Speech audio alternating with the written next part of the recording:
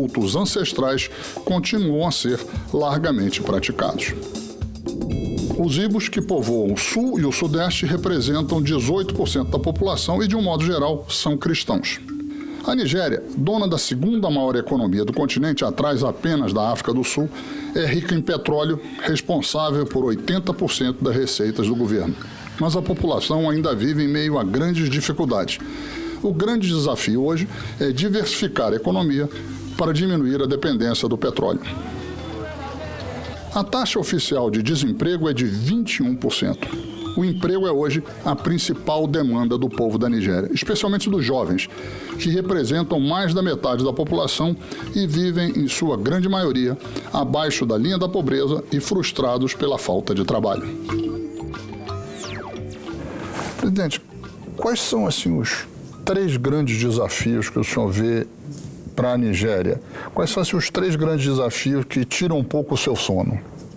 The greater challenge we face now is unemployment. To get opportunities for young people to get job and be creative to fend for themselves. That's the greater challenge we have. If you talk about 3, the next I will mention is power. Why power? Well, it's not just because of the comfort we have, but steady power encourages the growth of small and medium-scale enterprises. The third one, if I will use my own thinking to assess, is the road infrastructure, so that people can move easily. Communication is significant. Though we have a transient security problems, within this period, if you come to Nigeria, they will talk about some terror groups, a local terror group. And when you have this kind of security, it's like maybe you are living in a big house and one snake enters that house. The kind of insecurity we have in this country is not worse than what some other countries have. And people are still investing. And this insecurity is very transient. We are working hard to bring it under control. A Nigéria tem hoje, segundo as estimativas, algo próximo a 170 milhões de habitantes. O senhor acha que esse crescimento demográfico forte, ele é um problema ou é uma vantagem para a Nigéria? The Nigerian, because of the rapid growth of the population, you have a population that we have so many young people. 70% of the population are below the age of 30, and about 50% are below the age of 25. So this is a population that these very young people, you provide them schools, of course, jobs, housing, and other basic infrastructure. At the same time, a population could be a liability. The problem we have in Nigeria is worrisome, because yes, we have 167 million people. But if you look at the characteristics of the Nigerian population, the elite, the educated people, and those who have reasonable income have fewer children, probably may have 2, 3, 4, some cases 5. But the people who have more, sometimes 15 or more children, are those who don't even have the means to take care of the children. So those children becomes a liability to society. We have many reasons for why Nigeria is big as we are, and I think that takes roots in our own tradition, what we call the value of children. I think traditionally, why we did not put emphasis on material wealth, the wealth of the country, the wealth of family is actually the number of children that you have, because it was a predominantly agrarian society and you needed all the labor on the farm. And so for us, it's the number of children that you have. And you take that away again from environmental factors. We experience, and even up to now, a high level of infant mortality because children, like they were born to die, you want to have as many as possible because you are not sure of the child that will be alive when you eventually get old. The government is telling us that the economy is growing, but we don't have jobs. There's no linear relationship between economic growth and job creation. But the good news is that if the economy is growing, encourage they encourage investors to come and invest in the country. That's why government is making extra efforts to stimulate job opportunities for young people. So it's very challenging for government. My conviction is that we must begin to think about how we can manage our population. O senhor acha que tem que ter algum tipo de controle, mas que tenha o consenso da sociedade? I believe that we must control our population. But in a society like Nigeria, it's extremely difficult for government to prosecute effective population control because we are extremely religious people. Some of us are Christians, some of us are Muslims. The two dominant religions in Nigeria is Christianity and Islam. But I believe that people must be encouraged to produce children that they can sufficiently cater for.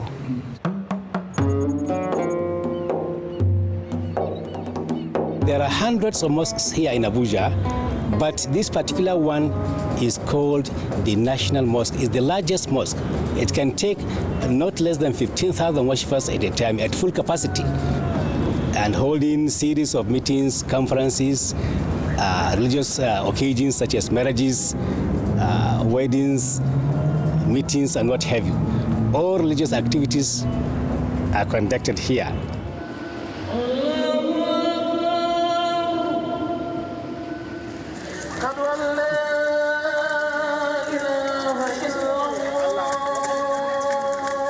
The relationship between Muslims and Christians in Nigeria is very, very excellent. Christians and Muslims to bring about dialoguing, love, cooperation, and understanding. My message to the world as far as Christian-Muslim relationship is concerned is let us not rely on hearsay. Let us not rely on information unverified. Please take time, go to such places, dialogue with the people on ground, get their feelings before you make up your mind to report.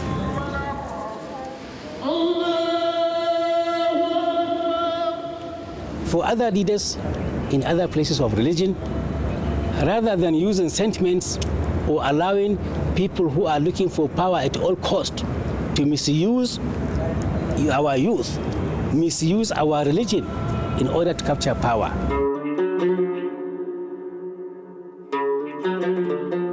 So our youth, our women, our leaders should definitely understand that they should be preaching peace. They should be preaching dialoguing and understanding.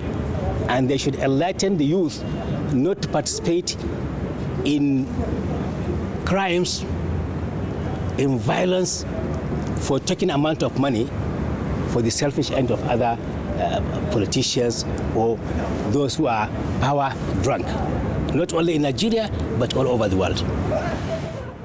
Every Sunday, this is what we enjoy.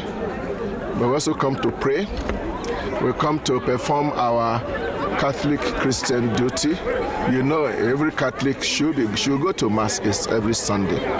For us, when we come for Mass, we come to pray to God, to ask Him to help us in our problems, but we also enjoy ourselves. We sing praise to Him. The people you see there will come from different tribes and different languages. On Sundays, the Christians come to church for service. On Fridays, the Muslims go to the mosque for their worship. But on every other day, we are together. Go to the market, you will see us together. In the schools, in the armed forces, everywhere. And it is not as if the Muslims are on one side and the Christians are on another. No, we are all living together.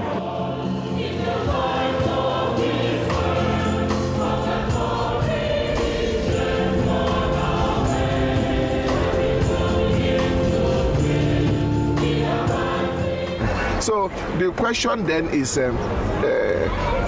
how can we make sure that we don't allow any question of religion to bring us into conflict? And I believe it is possible if we hold our religion properly, if we don't allow people to use religion for their own agenda.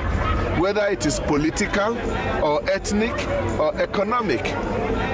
There's no other country in the world where you have so many Christians living together with so many Muslims in the same land. We are the country that can show the world how Christians and Muslims can live together with mutual respect, equality, and not tolerated minorities.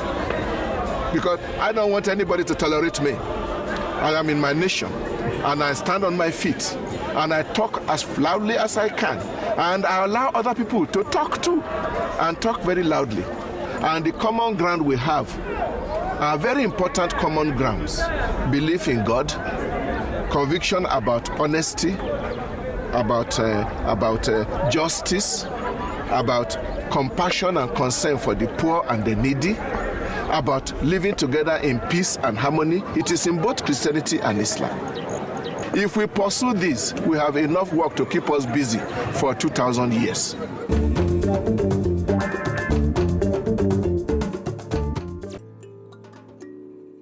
Nigeria is a multicultural society, multilingual society, multi-religious society, multi-ethnic, and as a result of this, it is a very vibrant, dynamic, and tumultuous society.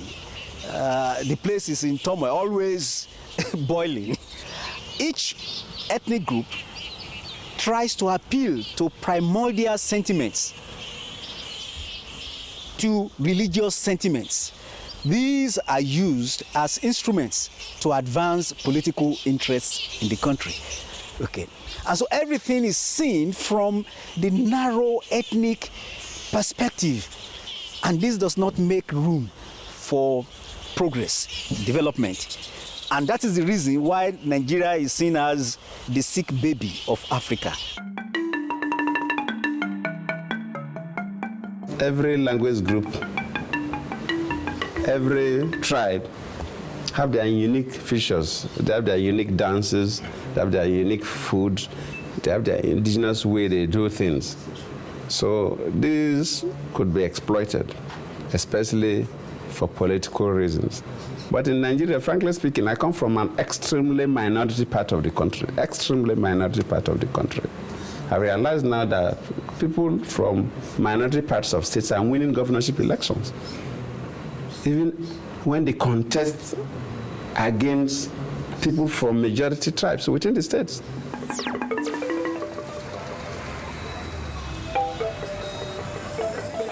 As a journalist, you have to mediate through all these different conflicting point of views in order to present the facts of the case, in order to present what is a fair and objective assessment of whatever is going on. And as journalists, it's so difficult for you to present what your readers will find acceptable. The best way to do it is when you provide a platform for all the competing ideas and point of views to be aired.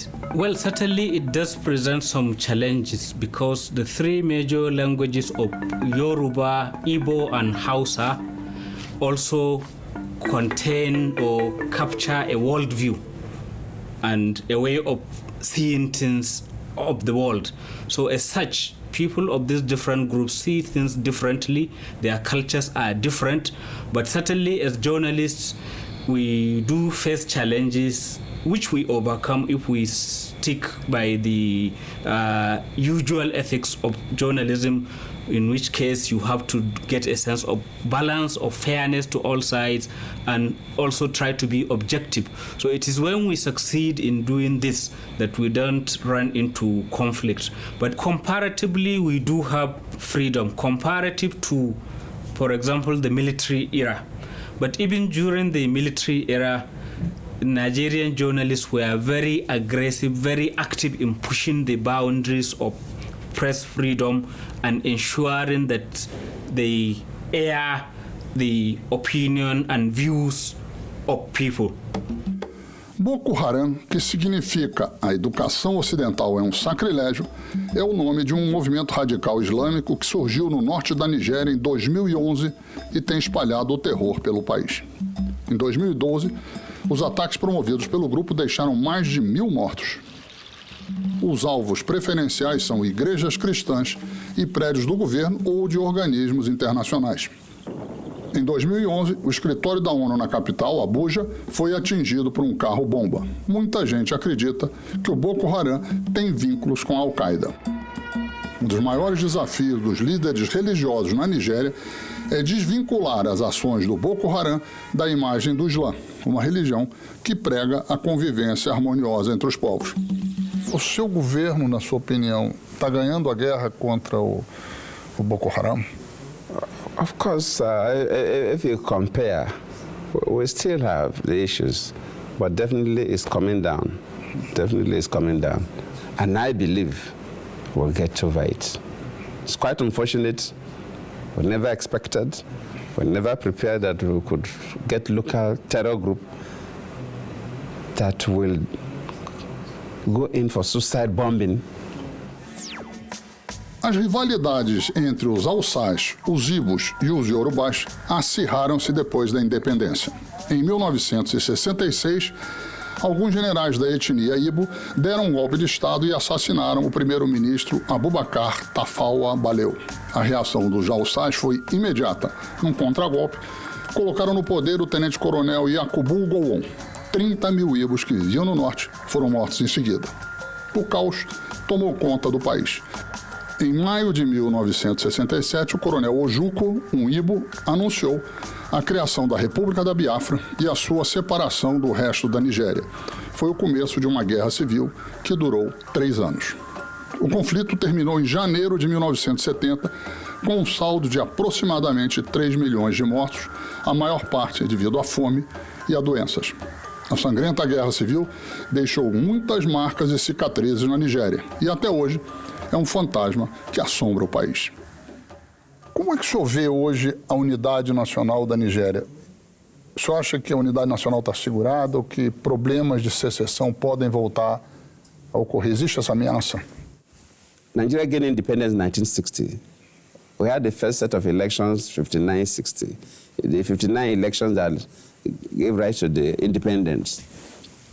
Then military intervention. We fought. After that, civil war. Nigeria experienced a civil war that lasted for about 30 months. And of course, it's a regrettable war, but we are lucky that it's passed. Naturally, after fighting a civil war, some parts of the country felt the war more than other parts. Personally, myself, my father's house was burnt down during the Civil War. Some of our peers from other parts of the country never experienced that. People lost their properties and relations. That feeling, even though it is still in the memory of the adults, but that feeling is almost going.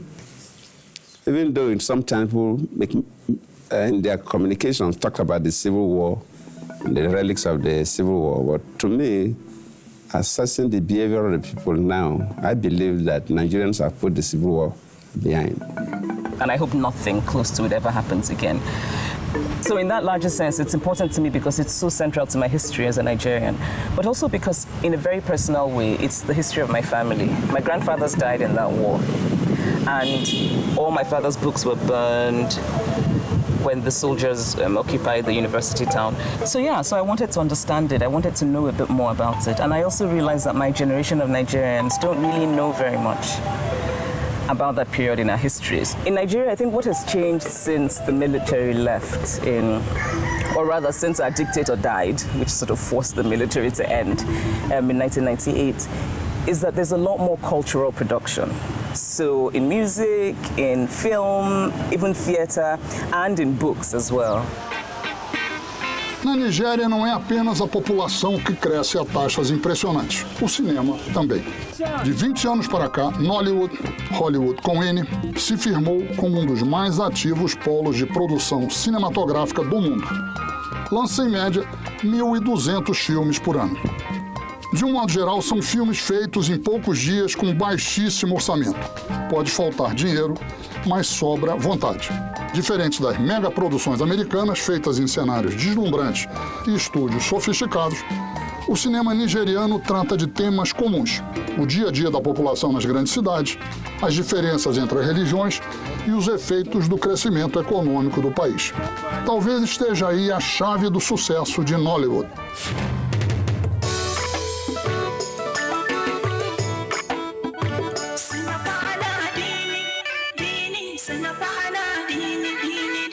Toda semana são lançados dezenas de novos títulos e milhares de DVDs inundam as lojas, mercados e pontos de venda em todo o país. Cada disco custa em média $2, um preço acessível para boa parte dos nigerianos. O senhor vê o petróleo, que é o grande patrimônio hoje em dia da Nigéria, como que ele pode, ao mesmo tempo, ser um impulsionador para o desenvolvimento do país como um todo e a geração de emprego? The petroleum industry does not employ much because it's a high-tech industry. It is only the upstream operations of the oil industry when they are doing their seismic surveys, when they are drilling, they employ a number of hands. But after the drilling, the pumping of the oil is mechanically done. And that is one of the reasons why we are now encouraging the downstream activities of the petroleum industry, because that is the aspect that can create jobs.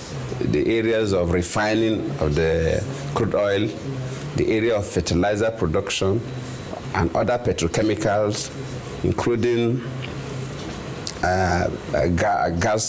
cooking gas production. We are also investing in agriculture, because in Nigeria, the agri sector employ more people. Luckily, we also have some solid mineral that we are not yet maximizing. Petroleum, per se, employ very, very few people. We emphasize decent employment, decent work, in line with the expectations of the ILO. The International Labour Organization campaigns and preaches decent work.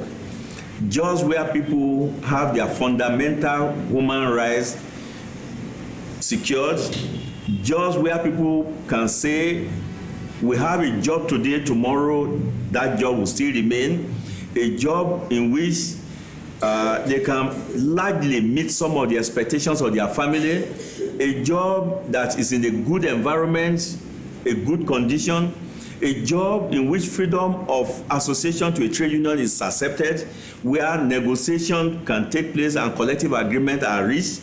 These type of jobs are what we expect to find.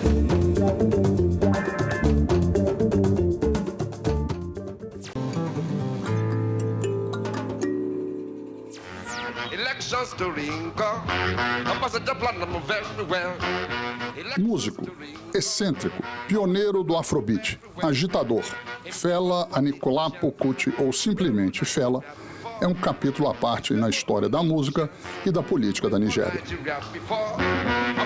Filho de uma das principais ativistas políticas da África e de um pastor protestante, Fela tornou-se músico profissional na Inglaterra, onde foi estudar medicina em 1958. Depois de uma temporada nos Estados Unidos na década de 70, Fela Kuti voltou influenciado pelo Black Power e pelos Panteras Negras, movimentos que lutavam contra a discriminação racial. Suas músicas passaram a ter, então, uma mensagem política e social muito forte, e seu nome passou a ser sinônimo do Afrobeat, um gênero que combina a música iorubá com o jazz e o funk, com muita percussão e vocais.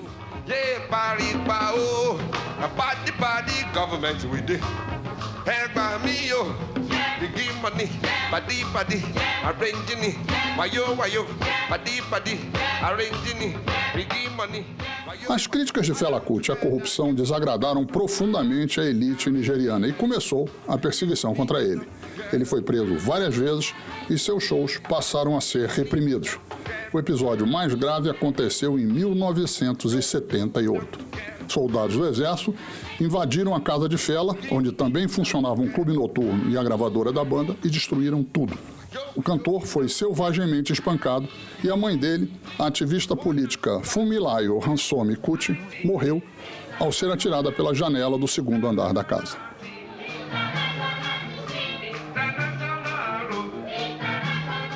A reação de Fela Kuti foi chocante. Ele enviou o caixão com o corpo da mãe para a casa do general Olusegun Obasanjo, que governava o país.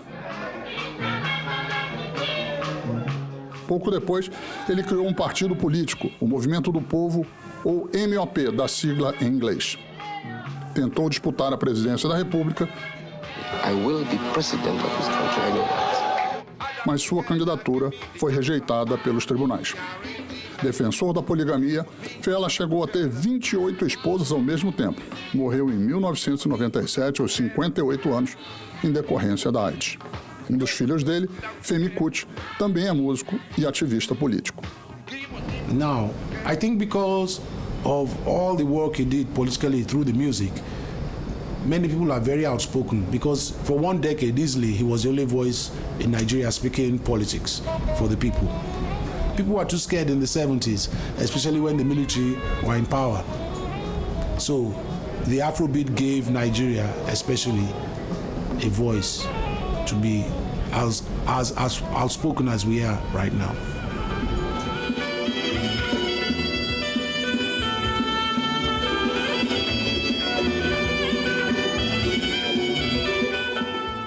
Brasil e Nigéria são dois países que têm muito em comum. Nós, brasileiros, devemos à Nigéria boa parte da nossa cultura, da nossa identidade. Mas o senhor acha que as relações entre Brasil e Nigéria estão num ponto adequado ou ainda há muito que caminhar?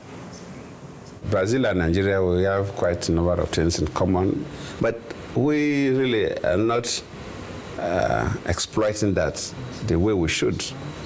Even at the level of cultural exchange for the purpose of tourism, we're supposed to do better than we are doing. Those are low-hanging fruits that we can easily capture. Presently, we're not doing enough to exploit that relationship, but we have agreed to now do more. And there are a number of areas we can really work together. So I think we are now more focused than before, but I totally agree with you. We have not exploited that cultural and historical ties the way we should have done.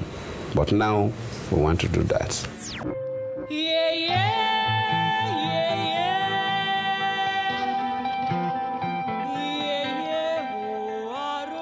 Para os Yorubás, Ifé é uma cidade sagrada. É o umbigo do mundo. Aqui foi criada a terra. Aqui foi criado o homem. Depois, os Yorubás se espalharam por todo o sudoeste da Nigéria, por boa parte do Benin e por alguns países vizinhos. Muitos deles, como escravos, foram para as Américas e principalmente para o Brasil. Os Yorubás levaram da África para o outro lado do Atlântico sua cultura e sua religião, seus mitos e seus costumes, sua língua e sua música. Levaram o seu jeito de ser. E foi com ele que construíram também o Brasil. A conexão entre a Yorubalândia e a Bahia, principalmente, era tão forte que se falava no chamado Correio Nagu, que se diziam que a cada semana chegavam barcos do Golfo do Benin até a Baía de Todos os Santos, levando notícias de cá para lá e de lá para cá. E essa relação intensa foi tamanha que quando o Brasil ficou independente, declarou a independência em 1822, foi o Reino de Lagos Yorubano que mandou os primeiros embaixadores para parabenizar a nova república, o novo governo do Brasil na época. Havia inclusive cidades como a antiga cidade de Ketu, que foi praticamente esvaziada. Quase que 1 milhão de habitantes vendidos como escravos.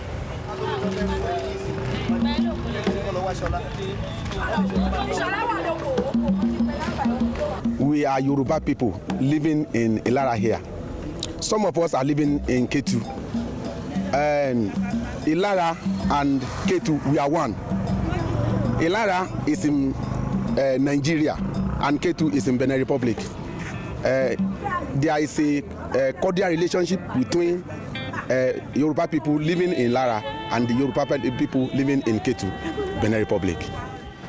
As fronteiras traçadas pelas potências europeias deixaram um legado cruel para a África. A Nigéria é um exemplo disso. Os povos Hausás e Yorubás são separados pelas fronteiras artificiais deixadas pelo colonialismo. Uma parte deles vive na Nigéria e outra parte nos países vizinhos. Além disso, foi necessário criar mecanismos para equilibrar a influência das diferentes etnias dentro da Nigéria. Um deles é o revezamento nos principais cargos da República, a começar pelo de presidente. Eriwo ya, eriwo fún ọmọ ìṣòro ọ̀pẹ ẹ̀ńlẹ́ o. Atótó arére àkòyí bàbá mọ̀gánà o. Bójò bá rọ̀ ṣẹ̀ṣẹ̀ ẹyẹ oko kì í dún. Kẹ́yẹ mọ́mọ́dún ẹ̀yà àjẹgbòde. Àdọ́pẹ̀ nífọ̀ kátàǹkótó gbogbo ẹyẹ oko ẹ̀yà adákẹ́. Gbogbo ìṣòro ọ̀pẹ mo forí balẹ̀ kí tó kọrin o. Gbogbo ìṣòro ọ̀pẹ mo forí balẹ̀ kí tó kọrin o. A 200 quilômetros de Lagos, em Ifé, fica a Universidade Obafemi Awolowo. Criada em 1962, ela é uma das universidades mais conceituadas da África e recebe estudantes de vários países. O campus fica no meio de uma reserva ambiental belíssima. 60 mil alunos frequentam os cursos oferecidos em 13 faculdades.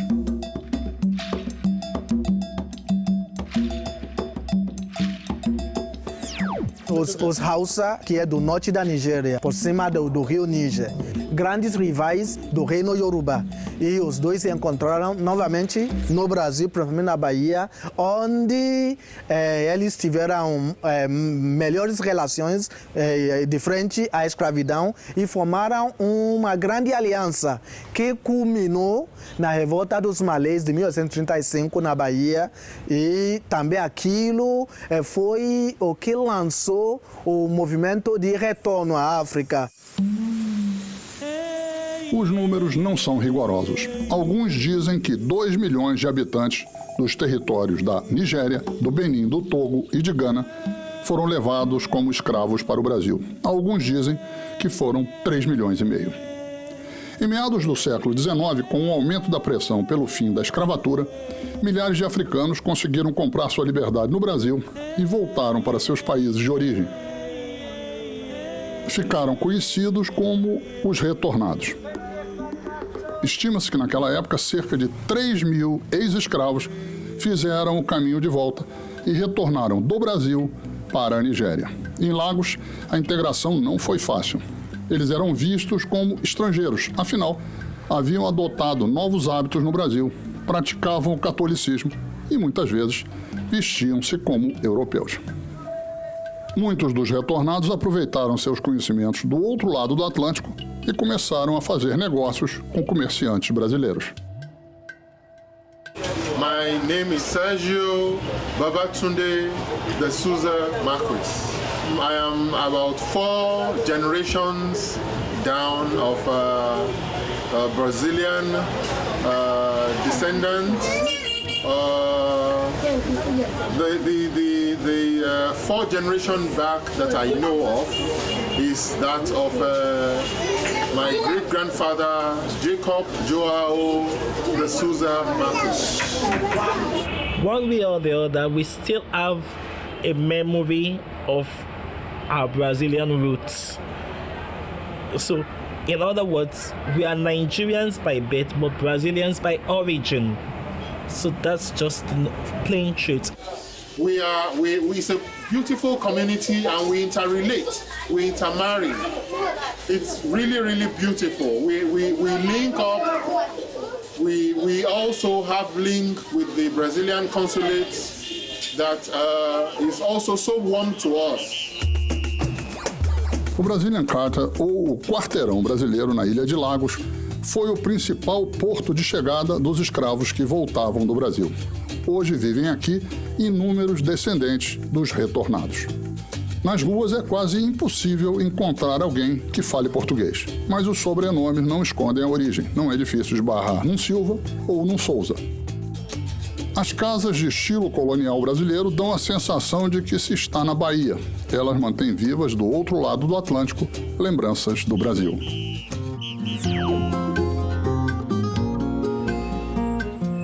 Lagos. O nome da cidade foi dado pelos navegadores portugueses que chegaram à região no final do século XV, 4 séculos antes dos ingleses.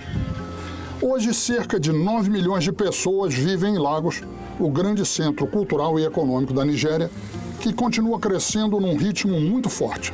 Nos últimos 15 anos, praticamente dobrou de população. O problema é que a infraestrutura da cidade não acompanhou a explosão demográfica. Nada simboliza mais esse crescimento desordenado do que o trânsito. As largas avenidas estão permanentemente engarrafadas. Pedestres, motos, carros, vans e ônibus transformam calçadas e ruas em formigueiros humanos. Para quem vem de fora, a primeira impressão é de um caos sem fim. Mas os habitantes da cidade lidam bem com a situação. Parecem se guiar por uma ordem urbana invisível, aceita por todos, em que cada um sabe a hora de ceder e a hora de avançar. Quase não há acidentes, brigas ou confusões.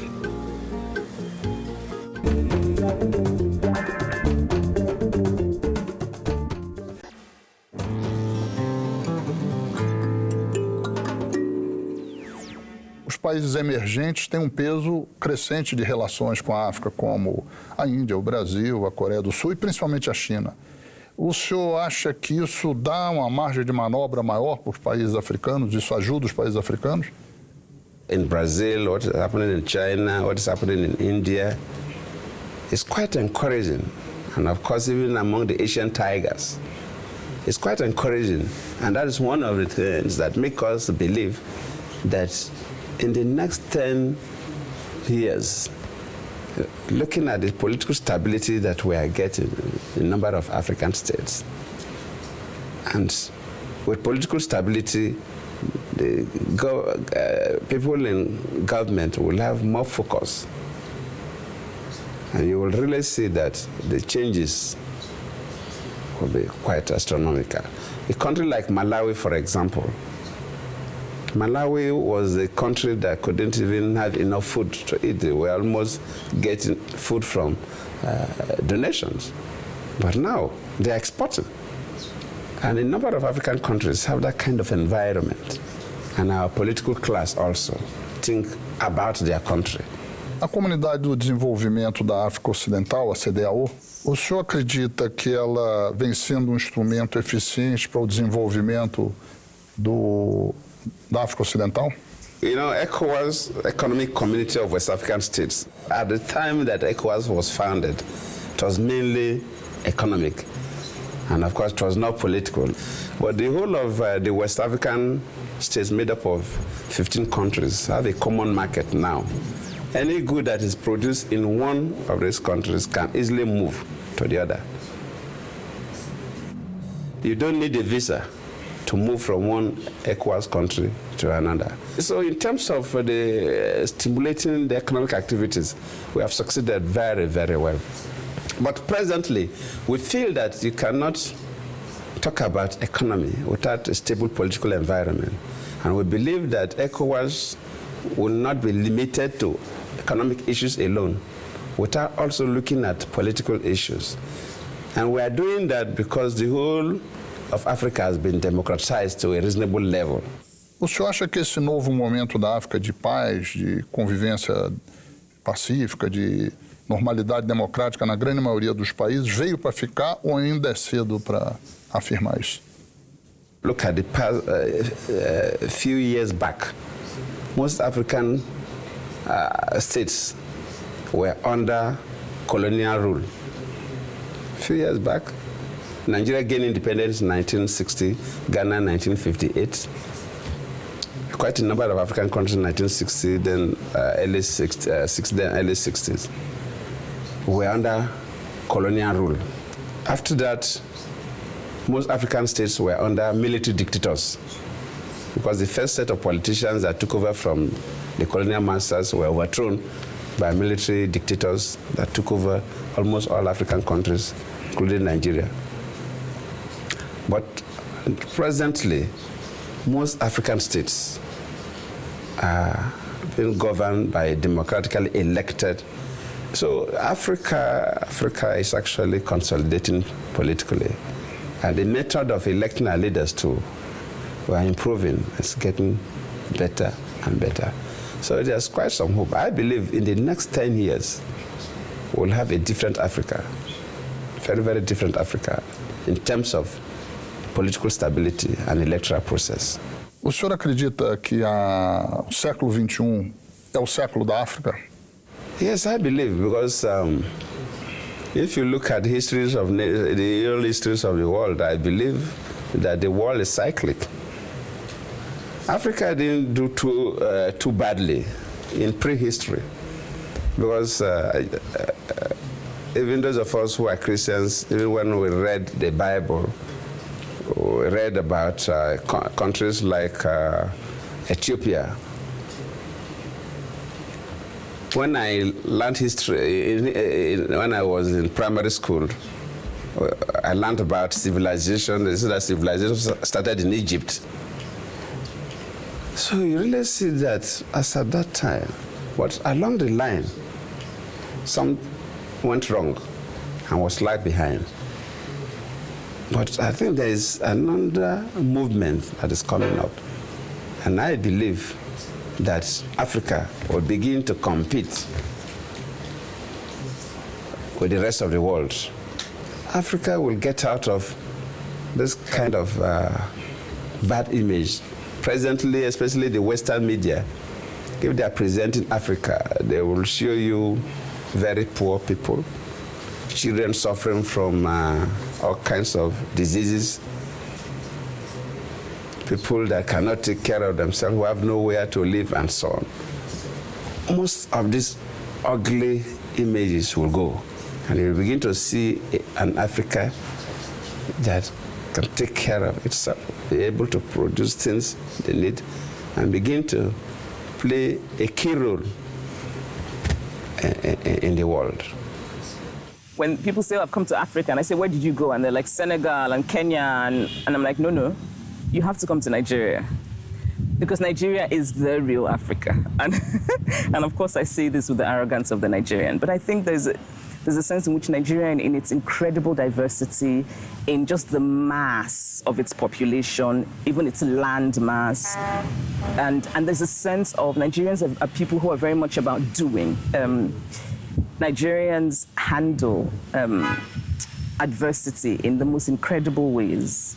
So you see people who have suffered greatly and they just move on. They strive, you know. And yeah, so I mean, clearly I love my country, but also I think that there's so much I want to change, so much we can do better.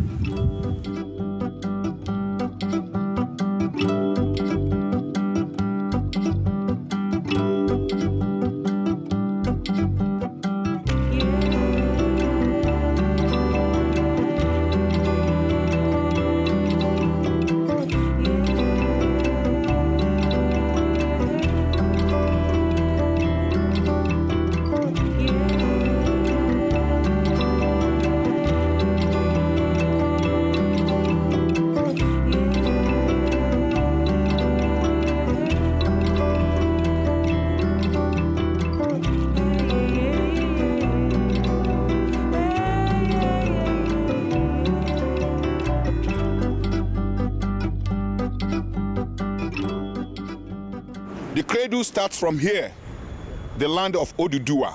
And this is why I'm coming up with this song for you. I tell the people that we are Africans. We are Africans, born in Nigeria.